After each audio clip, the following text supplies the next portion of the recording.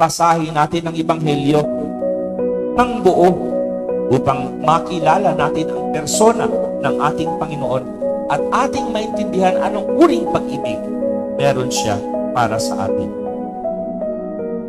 Then, andyan si Santa Clara, ang kanyang ehemplo, na nakipagsalamuha sa ating Panginoon on a daily basis.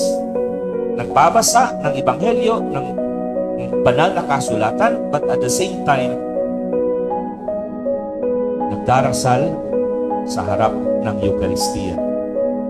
Sa Blessed Sacrament, kaya ang imahe ni Santa Clara ay palaging may dala na monstrance, sapagkat isa siya sa mga santo na kinikilalang merong malakas na debosyon sa Eucharistia.